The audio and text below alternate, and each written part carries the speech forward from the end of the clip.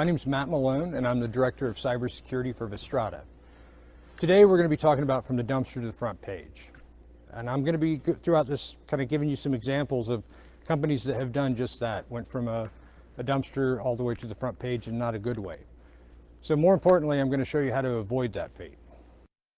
So keeping you out of the headlines is a pretty tall order, but the agenda we're going to kind of cover is, the main thing is, where's your data? What are your assets, and are you in control of them? That's the overall theme. The other thing is are you testing to really know about security, or are you just testing to pass a grade? And then finally, we're going to be talking about selling a security culture. The one thing I can say, and this is the most important part, security people should be an ambassador to the rest of the organization, from everything from physical all the way to technical. It may not be their job, but we'll kind of get into that.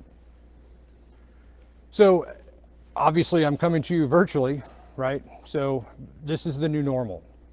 This is if somebody would have went to an IT administrator or a security person and said, hey, 2 years ago, you're going to have your teenage kids running around your office. Or if you were to even say, we're going to bring in and let whoever we want into this office. We're going to let them run gaming networks and maybe download software in the next room next door. IT and security would have freaked out. So where we're at today, there is no such thing as a clean desk policy because everything's out there. So in kind of days of old, you used to have castles, and the castles were the protected environment, and the villages were generally outside of the castles. So when an attack would happen, everybody would run into the castle, they would close the drawbridge, and they would wait it out. It's not the way it is today. Our village is spread out all over the place. So there's a couple key questions that you have to ask yourself. What kind of security controls do you have in place at those facilities? At your homes? Do you have a shredder in your home? Do your employees have shredders at their home? So let's talk a little bit about what are your assets. So assets can be anything. A lot of people think that assets are the data in the server, or the financial data, or the gold in the gold room, whatever it is that your company considers valuable. We tend to put an asset and claim an asset as a very high value target. So for instance, Social Security numbers, credit card numbers. But there are other things that you need to be protecting too, things like names and phone numbers and emails of employees. Those simple things can kind of lead into a bigger thing. So for instance, I'll give you guys an example.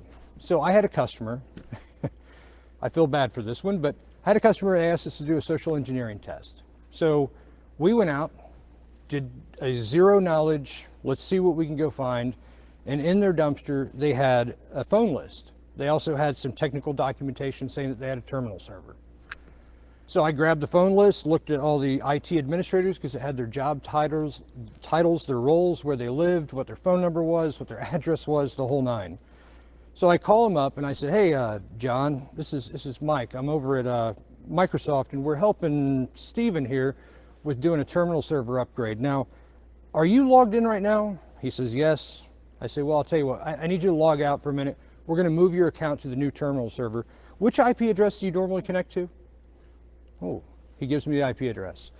Then I go in and I say, okay, well, you want me to set your password back to your old one? He goes, yeah. So I write down his old password. I said, okay, I'm going to log into your account, make sure everything's good to go. I log in, I couldn't get in. So I call the guy back. He goes, oh, you got to change the port number. The port number is this. Right, that little piece of information from a phone number and a name led into a breach of their system with full administrator access. So that's the kind of things that you don't think about as assets, right? The other thing is we'll secure a server room with a badge access or even a fingerprint scanner. We'll secure our offices with keys. The janitor has the keys to the whole building. Have we vetted them? Do we know who they are? Are we doing third-party risk management? Again, these are the small things that kind of add up into the big things. We'll talk about these a little bit more, but assets are really what you're trying to protect.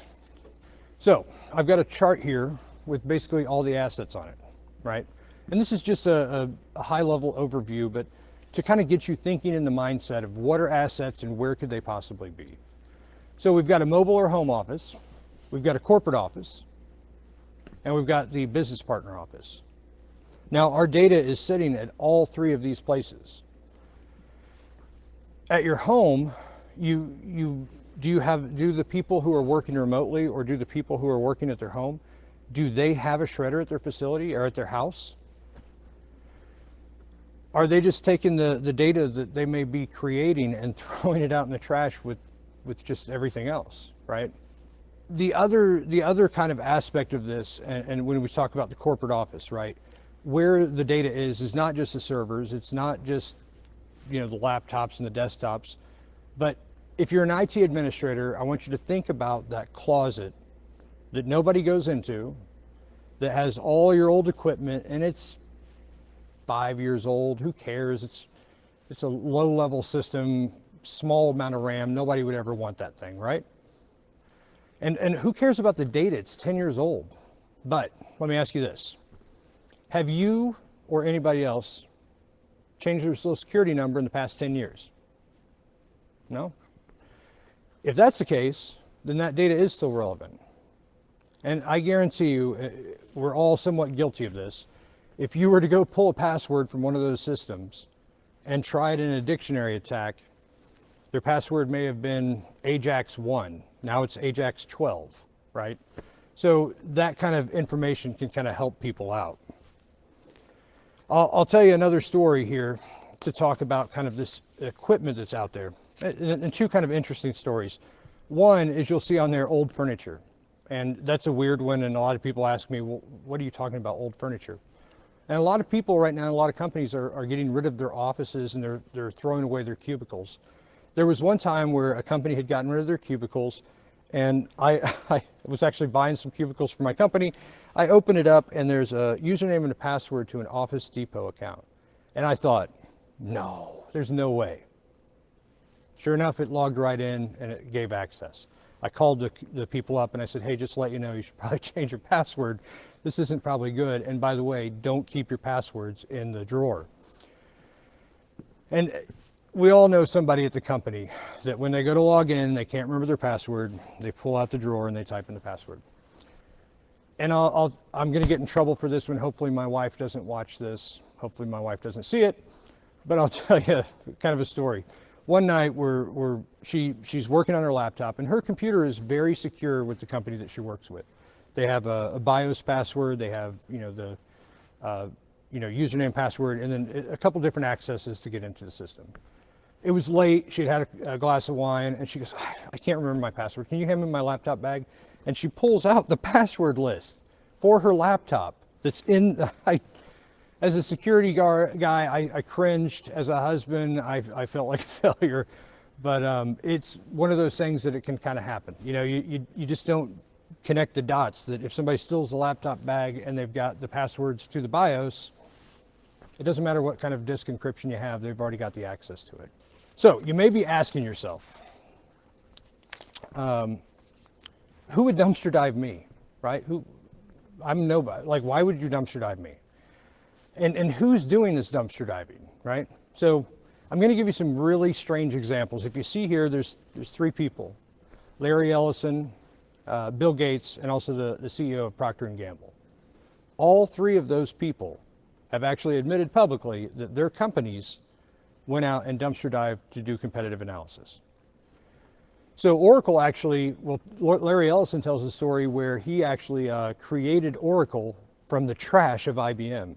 He was taking source code from their trash, reading it, looking at it, rewriting it, right? So this kind of stuff happens. If you go to Kraft got in trouble for this, British Airways got in trouble for this. There's organizations like Pinkerton, PI Now, any kind of research company that will tell you that they're really there to help you gain a competitive edge. So if you think about it, these guys are US-based companies. They're titans of industry, and they're dumpster diving, or their company is. I don't think Bill Gates has jumped in the dumpster. But These people have went out and hired companies that are doing this dumpster diving. So they're doing competitive analysis and they're getting information from their other people's dumpsters. So if they're doing it and they're a legal US-based company, what do you think China, Russia, or unscrupulous people are going to be doing? So that it's a real thing and it happens, right? Let's talk about ransomware, right? And in ransomware and in these attacks that are happening, ransomware a lot of time comes in through an email, and it's a phishing attempt that they get a hook in you, and then they start reeling it in. They start applying more and more and more. Once they get access and gain access even further and further and further. The difference today in the security realm versus many years ago was before they would get in, do what they could, and try to get out before they got caught. Now they're staying in the systems forever, as long as they can, slowly reeling it in. These companies that you see on the screen here are basically CPI, University of Utah, Colonial Pipeline, that's a big one, right? $5 million payout. CPI, $500,000 payout. University of Utah, $457,000 payout. UKD is a really sad one. That was a company, it was a hospital in Germany that had a patient coming in, and the patient needed urgent medical care, and they could not administer the drugs. They basically were in a lockdown because of a ransomware attack. They had to send her off to another hospital, and she died en route. A human life was cost from that. Colonial Pipeline, they shut down the gas from here all the way up, from Texas all the way up the East Coast. So that's a pretty big one. SolarWinds, we don't even know what SolarWinds is going to come out to be, what the damages and the ramifications are. Now, the reason I bring this stuff up is you may be saying, well, ransomware, how you get it from a dumpster, or social engineering, or business email compromise, how do you get that out of a dumpster? Well, the chances are, if you do information gathering, and when I say dumpster, I mean, I want you to kind of get a broader subject. I want you to think about where your data is. So for instance, it may be out there on an old website. You may have content if you've ever done Google hacking, where you can type in file type, :XLS, space, password. It's shocking the amount of Excel documents you will find that have been have been picked up by Google and are now in Google's searchable database, and you can find those passwords. So that kind of stuff is the footprints and the crumbs that we're talking about that build to better attacks, right? So 95% of security breaches are done by human error. 95%. Well, and I can say this. Never in the history that I know of has one computer looked at another computer and said, you know what, I'm going to attack you. Don't know why, I'm just going to attack you, I don't like you. Computers don't do that. Humans are usually behind the whole system, right? So 45% of those breaches involved hacking, 17% involved malware, and 22% involved phishing. Now, in the reality, phishing leads to malware, leads to hacking, right? So you can basically go from the dumpster all the way up to a full-blown hack. And it's just one piece of the puzzle, right? So why is it, though, that we have this belief that it's not going to happen to us? It's not, everybody else is getting breached, they're getting hacked, but, we're fine. We're not going to get hacked. Nobody thinks they're going to get hacked until they get hacked. So I read a Times article, and I put it up here on the screen. I really like this article. It talks about optimistic bias. And in the cybersecurity realm, optimistic bias is a lot of the problem. We think it's not going to happen to us, and I'm just going to do it this one time. Perfect example, texting while driving. We all know that texting while driving is dangerous. It's bad. You can get killed in an instant. We still kind of do it, right? We try not to, we think about it, but it's okay. It's just a quick text. I'm fine. I'm a good driver. Now, I put up here, try to eat a tiger. Now, this is the root of why we have optimistic bias, and optimistic bias worked for us thousands and thousands of years ago. When you were in a village and you had to go chase a saber-toothed tiger down with a little spear and kill him, and that was your breakfast, the other 5 guys who went after him didn't turn out so well. But I'm going to be okay, right? Optimistic bias helps you get out of bed in the morning and say, you know, I'm going to face this thing even though it's a pretty big challenge. So understanding that and understanding the reasoning behind that helps to understand the psychology of this and helps to give you a view of perception versus reality, right? Our perception may be one thing, but the reality is truly another. So Bruce Schneier, if you guys don't know who that is, definitely follow him. He's a great commentator on cybersecurity. One of his my all-time favorite quotes of his is, if you think technology can solve your problem, your security problem, then you don't understand the problem and you definitely don't understand the technology, right? If you were to go out and talk to the people in your organization and say, who's in charge of security? There's 1 of 2 people. They're going to point to the guy at the front desk with the gun, or they're going to point to somebody with a firewall, right? Those are the people who are in charge of security. But that isn't necessarily right, you know? Everybody's in charge of security. I'll give a couple of examples of having kind of this false belief, right? The false belief that technology is going to solve our problems and we're going to be okay and nobody can interact.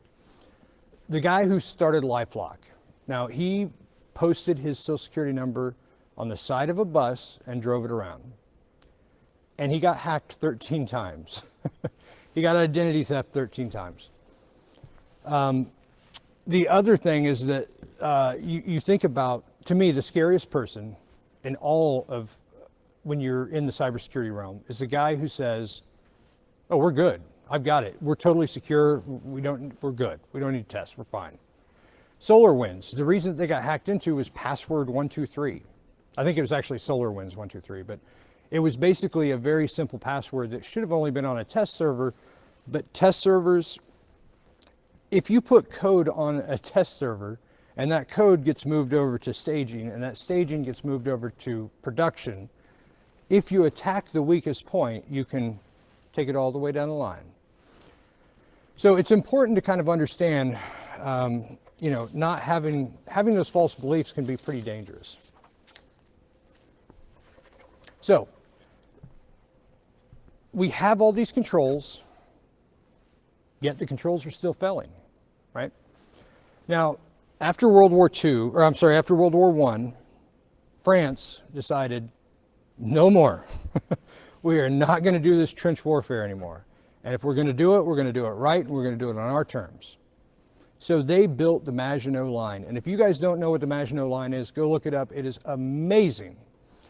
It has pillboxes. It has trains that run underground from one section of the Maginot to the other so that they can move and transport troops and tanks, everything, pretty quickly. They have underground bunkers for aircraft. They have an amazing feat of engineering, technology, and they had it in place ready for World War II. And Germany went around to Belgium and they took them. So it was a great idea, great concept, but it wasn't covering the whole thing. It just kind of covered a piece of it. It covered Germany because that was their aggressor. They had some stuff on Belgium, but really nothing. And I can say that the Maginot Line did work. When we tried to go from France to Germany, we came up against a very hard conflict when we got to the Maginot Line. Unfortunately, the guns were pointed at us and not at Germany. So if you guys have seen the movie World War Z and the 10th man. So the 10th man strategy says if 9 people agree on a particular course of action, the 10th person must, in context of strategy, take a contrary approach so that all alternatives are considered. I love that approach. I love that idea and that concept, because if we all agree with each other and we all say, oh yeah, this is the best plan of action, and there's no real like devil's advocate in the room, that can lead to some pretty big problems. So having that devil's advocate can be a really good thing. And also we'll talk about inclusion and some other stuff as well. Looking at the bigger picture, I love this picture. It's one of my favorites. You can see there in the middle, there's a little security control arm. And you can see from the building that there's a light snow that has fallen, and obviously people have driven around the tire track, driven around it and you get the tire tracks. So what's important to note about this picture is it's actually taken from NIST, the National Institute of Standards and Technology. So even they can get it wrong, right? But on paper, this thing looks pretty good. It looks great. Okay, there's a driveway, there's a parking lot here. We don't want people to park here. We'll put a security gate. And then when you actually kind of look at it in reality, you're like, oh, all right, that was a pretty bad failure. But it's okay. Failures are okay as long as you fix them. Some of the stuff I've talked about, like, do your employees have shredders? Another thing we talked about is, are they disposing of stuff at their house correctly? Another thing we talked about was old servers in the server. Like, what? Janitor's keys? That's not my job.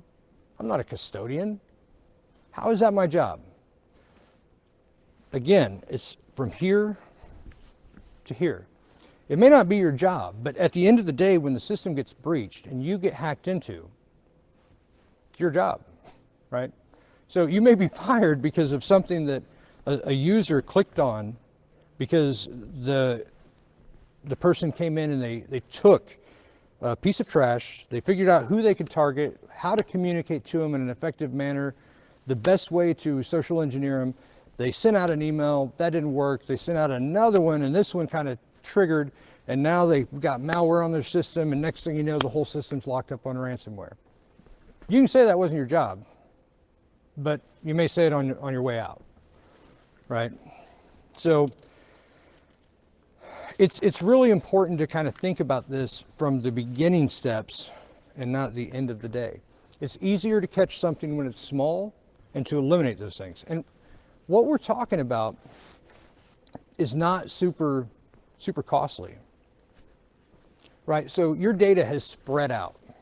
It's your electronic footprint for years.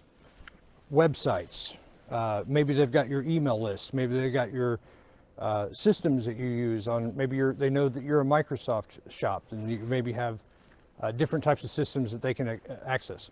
Maybe they know that you're using Teams, so now that they can call and communicate to your users that, hey, this is Microsoft, I'm calling from Teams. We noticed that you had a login failure.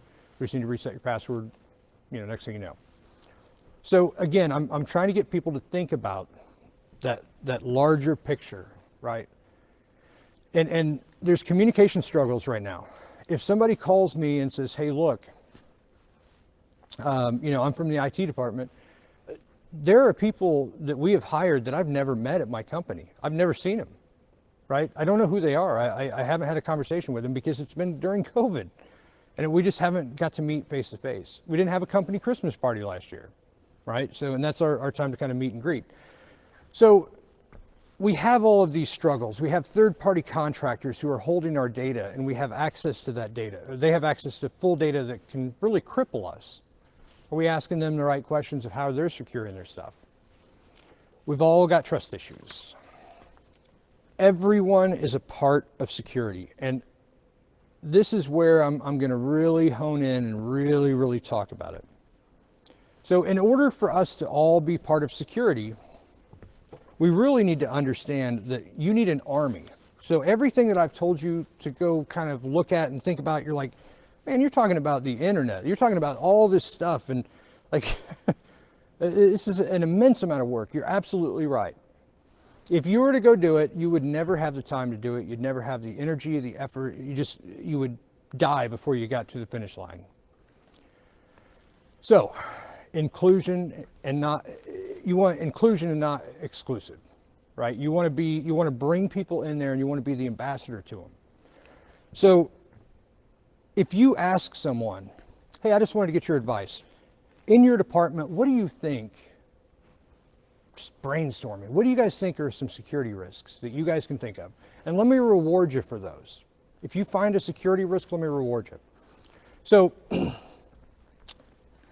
I'll tell you guys, it's important to be the let's figure out a solution. Let's figure out more problems. Let's see if we can kind of find some more stuff. than it is to be the no, you can't do that. No, no, no, no. If you're a security guy who says no, no, no, no, and you're the cog in the wheel to everything, nobody wants to go to that guy. If you're the guy who helps them figure out a solution and helps them figure out a solution, not figures it out and tells them what they're going to be doing, not forcefully pressing down on them and say, here's the way it is, but includes them in the conversation, brings them to the table, lets them see your side of the conversation so that they can help you better strategize, right? Include these people, bring them in. That right there is going to be more valuable than anything you can ever imagine. So, how do we fix this stuff, right? We've been talking a lot of stuff, talking about a lot of tall orders. We're talking about a lot of loose information out there. So one thing is knowing your digital footprint. And again, using everybody to kind of do that. Doing it yourself, again, it's going to be really hard, but doing a collective conversation with people, making it fun. So again, my wife, the company she works for is very secure, and I definitely appreciate that. And she's now become like a rock star of the security awareness stuff, because she usually gets pretty good scores on them because she kind of has a husband who's in cybersecurity. But she loves when she does a social engineering and they send an email and they say, hey, and she clicks on it and notifies them that, hey, this is a problem. And it goes, cha-ching, you did a great job. And she actually loves that stuff. She likes that reward system. So knowing your digital footprint, having the users to help you get there, right? Where do you think some of our data is? What do you think data that is critical could be? Let's do a thought experiment about that. Let's do a round table around that. Bringing in management and talking about that. So, and in order to do that, you got to think outside the box. You got to think on down the line. So we talked about over here where a piece of trash turns into a social engineering or a phishing experiment, more apt, and then comes into a full-blown malware and ransomware attack. So you got to think about it from that perspective. It's like, well, what is this data, and does it really need to be out there? Can we limit some of these things, and how are some ways that we can do that? So thinking about the whole way. And again, building an army and training them. There was a boss that I had several years ago, and he would train a bunch of people, and then eventually they would leave, and somebody asked him, he's like, why do you keep sending these guys to training when they're going to leave? And he goes, well, would you rather I didn't train them and they stayed? You got to train people. You got to make it security aware. So security is unfortunately top of mind. It has to be top of mind. You got to kind of bring it up in fun ways, exciting ways, posters, emails, whatever it is to kind of slowly kind of push them into it. And again, bring them part of it. So, and I'll say this before I go off that slide. So, a reward program can be very incentivizing, right? It helps to bring the person in and say, hey, if you run into a better idea, a better way to do this stuff, let me know. And if you do so, I'll give you a prize, $50 or whatever. So I'll tell a story, and this actually had to do with whiteout. So the typist up in Dallas, Texas, was trying to figure out a better way, because every time they'd make a mistake, they'd have to kind of start over. So she tried to figure out a way to cover it up, and she invented a thing called whiteout. Whiteout led to, it was Michael Nesmith, it was his mom that did that. The Michael Nesmith, when he got the fortune from his mom, he was obviously one of the monkeys, and then he ended up creating MTV. So a small little reward program, it was that then created that aspect. When we talk about training, testing, and making aware, I want people to kind of think about fire drills for schools, and let's just take it down to a simple principle, right? Fires in schools used to be a very bad thing, and it was killing kids. They weren't prepared. They didn't know where to go. They didn't know how many kids were missing, right? So then they started really putting into the schools this program of teaching them, doing fire drills. So you line these kids up and you say, okay, fire drill's coming. You have a job. Your job is to know that Johnny's in front of you and Mary's behind you. Johnny's in front of you and Mary's behind you. And where's Johnny? Now all of a sudden you go find Johnny. Now you go out to the red flagpole, right? So that training over and over and over and over has made it super safe in America for school fires, right? Now let's take it to a little bit more of an adult approach, right? When the Navy SEALs went to go find Osama bin Laden, they didn't just like drop the helicopter in and go, okay, let's go look over here and see if he's there. They knew there's 15 steps to here. There's going to be a right turn. There's going to be a door. And they trained over and over and over. They built what's called a shoot house out in California that was a replica of that building, and they practiced it over and over and over and over. And when they finally went in, a helicopter failed on them, but they were still able to complete the mission because they were ready. They knew the different scenarios. They knew what was going to happen, and they knew how to address it. So that training, going back to simple, going back to testing, training, and making aware, that simple stuff that you learned as a kid, believe it or not, will help you today. Building those scenarios. So how do you do that? Right, you should be doing some security awareness. You should be doing some social engineering. And you should be testing, right? So in order to test, and I had a customer who called me a while back, and they said, well, actually, let me rephrase that. They were a potential customer. They were thinking about hiring us. And the guy called me and said, look, I need a test. I need a vulnerability test, but I need it to pass. What? You don't need a vulnerability test if you're just wanting it to pass. I mean, it's like saying, I want the degree, but I don't want to go to the courses. You can have the degree, but you're still not going to know anything about it, right? So I'm not that guy. I'm not going to do a test just so you can pass. You should be doing a test to fail. You want to try and find as many problems as you can because you can fix them. And if you happen to pass, well, good for you. Kudos.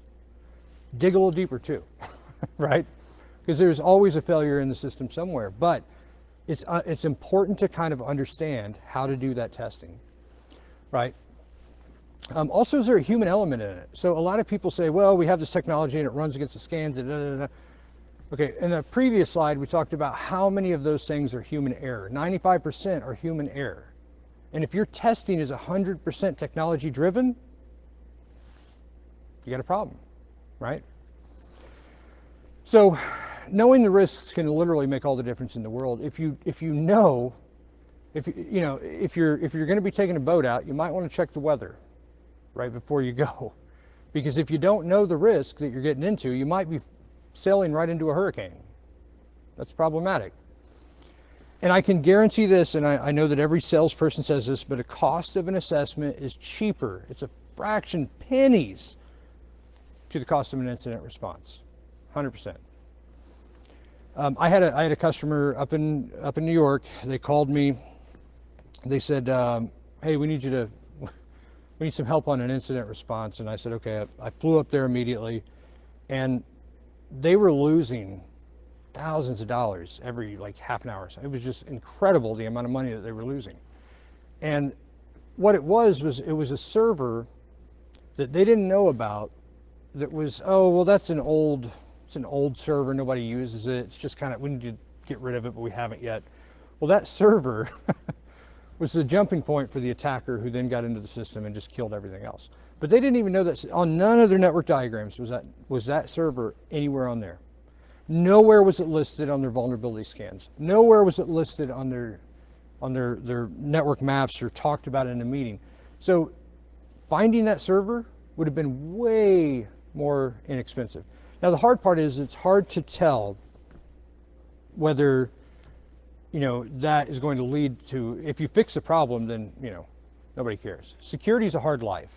If we do our job, we're a waste of money. If we don't do our job, we're a failure. Right? We're like car insurance. Nobody wants it until they need it. Then they're happy to have it. So to perform a test, and I'm kind of going to describe, so in social engineering, when I think about a social engineering test, I start out with defining the assets and then figure out ways to better protect those assets. So I also, the other key element of this is I want to talk to the end users, and I want to build out a test program that works for them. Now, I don't want to make them look stupid. That's not at all it, because if you do that, your test is going to fail. Your test is to make them aware that, oh man, this could happen. I used to go, when I do a social engineering test on a company to see if I could get in without a badge, right? Don't ever go through the front door. That receptionist will tear you up. It's hard to get past her. But if you walk back to the docks in a suit and you say, hey, excuse me, I left my badge inside. Could you let me in? Through the shipping department, 9 times out of 10, go ahead, buddy. I actually had a company out in California that hired me to do a social engineering test. And I got all the way into the facility. I bet the guy, the salesperson, that, hey, I'm going to get in there to the room. And he was laughing and I didn't know why. So we bet $100. I go in, I get all the way through the building and I get up to the IT department. And I love grabbing the fire exit map because it kind of shows you where everything is. And I get all the way to the IT department and I realize the meeting is in the server room. It's a big glass server room. So I get up, and as I'm walking towards it, the other guy just badged in and opens the door. And I said, oh, hey, I left my badge over there in my bag. Can I go grab it? And he's like, oh yeah, sure, go ahead. I walk in. That was the IT manager who hired me. He didn't know that I was a social engineer who just came in and he just led into the server room, right? And when I sat down, he goes, oh man, this is going to be an interesting test, isn't it? And I said, yeah, it is, but it's okay. It's okay. So don't make them feel stupid, make them feel like a part of it. So we're also going to do a test on a wide variety of controls. So not just, technology controls, but those controls are going to be things like physical, information controlled, employer response, right? Policy adherence. And anytime you do one of these tests, I can tell you, notify the corporate security, notify the people in management so that they know what's going on, because you'll start, if the employees start to call up, that's great. We're glad to know that, but we don't want it to go to a, SWAT team situation, right? So we're also going to base on a wide base of controls. So we're going to talk to reception, contractors, third-party organizations, all kinds of stuff. And we're going to go through that. And what I think the benefit is that you're gonna find that you're gonna get security awareness, right? There's nothing more valuable than that person who goes, oh man, that guy, I thought maybe it was him, but they ended up stopping an attacker. So if you're doing this and they're now, it's a cat and mouse game, they're looking to catch you, right? So they know that these security awareness tests happen. They may not catch you, but they may catch somebody who's actually doing it. And hopefully they do catch you. So I oftentimes, if I walk into a building and I'm doing a test where I'm trying to get in the server room, somebody says, excuse me, who are you? I go, congratulations. I give them a little prize. I give them a note telling them exactly what I'm doing and who to contact in their office to let them know that this is just a test. And then I ask them, hey, look, don't spread this around. We're doing a cybersecurity test. Here's what's going on. That awareness will last for months. Those people will always be diligent. And then when you come to give the results to the organization, don't limit it to just the IT department. Show other people how this happened. You don't have to put them on Front Street and blast them out, but do put it out there that, hey, look, a guy came in and was able to sit in our offices, or was able to elicit information from our receptionist. This is stuff that happens, and it's better to have it happen as a test than it is as a reality. So the other thing it's going to do is it's going to, assess the risks of, well, how easy was that to get into? How hard was that to get into?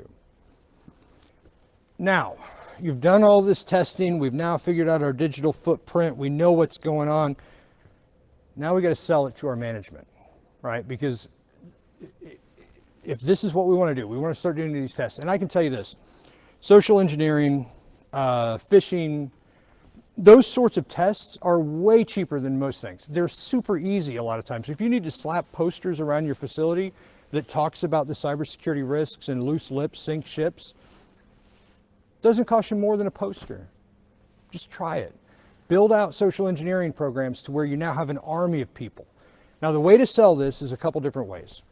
When you go to talk to your bosses, think like an MBA and not a CISP. Don't think like a security guy, because they're business people. And when you come to them, you do have to talk to them about risks, but you also have to talk to them about advantages. So if you talk to them about advantages and you teach them, like, hey, look, here are some of the risks that we have. Now here's the cost of it if it happens, and here's the amount that it would cost to fix it. Now there are some other options that we can do, which are smaller programs like security awareness with posters, or we can do internal social engineering, right? There's a lot of different ways to kind of test those things and to build that out and to talk to your senior management. The other thing is through communication and awareness, right? Again, talking to the people in the different organizations and giving them challenges to kind of think about stuff and bring you back with solutions.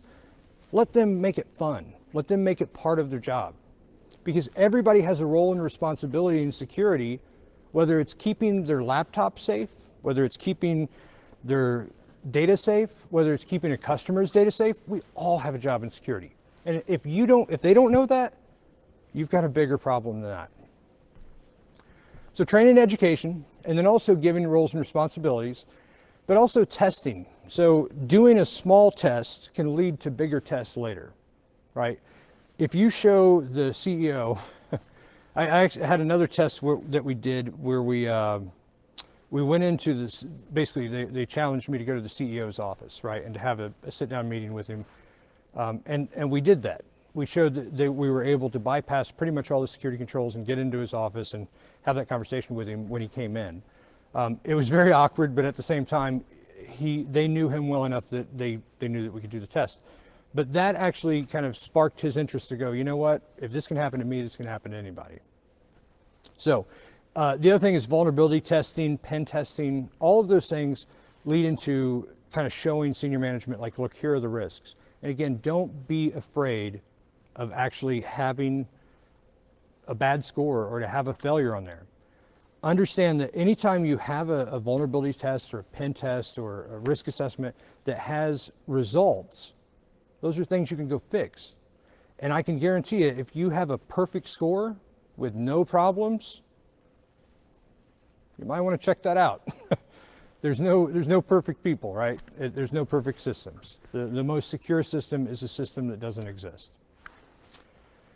So with that, we'll open up to Q&A. And again, my name is Matt Malone, and I'm with Vistrata Security as the director.